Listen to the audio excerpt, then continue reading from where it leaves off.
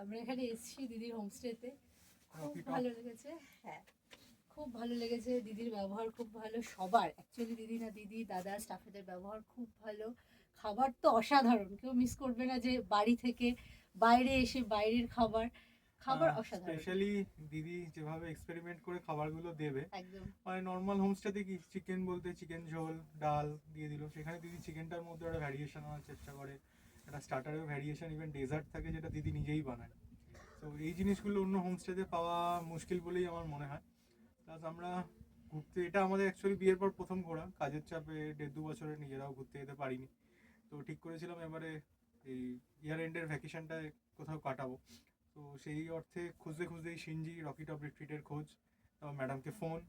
তো আমরা ছিলাম হচ্ছে জিওডেসিক ডোমে 30 তারিখে আমরা ওখানে ছিলাম। আর 31st নাইটটা চেয়েছিলাম যে এই টায়রাদি ক্লিফ সাইড হাউসে থাকবো।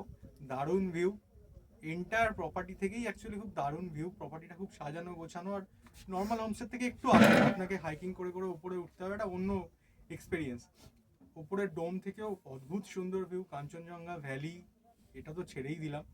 এটার প্রাইসটা কম্পারেটিভলি অন্য প্রপার্টির অন্য মানে যে আছে ইউনিটগুলো, ইগলু বা ডোম বা আরও যে রাজস্থানি কটেজগুলো আছে ওগুলোর থেকে কম্পারেটিভলি হায়ার, ভিউটাও অন্যদের থেকে অনেকটাই বেটার, পুরোটাই glass house, almost 180 degree view পুরো পাওয়া যাবে, ডান দিকে বাঁ দিকে সোজা তো গেলে পুরোই ভ্যালি আপনার।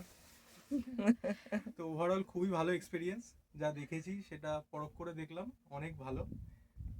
তো এতটাই, আবার নেক্সট টাইম ডেফিনেটলি আসবো, হয়তো অবশ্যই আসবো, ফ্যামিলিকে নিয়েই আসবো। একদম। Thank you. থ্যাংক ইউ, আবার আসবেন আর বন্ধু বান্ধবদের রেফার করবেন। অবশ্যই। আরেকটা রিকোয়েস্ট, রিলস ইত্যাদিগুলো যদি কিছু পোস্ট করেন, আমি কিছু কোলাব করে দেবেন আচ্ছা, টু okay. রকি টপ রিট্রিট সিনজি। Okay, sure sure.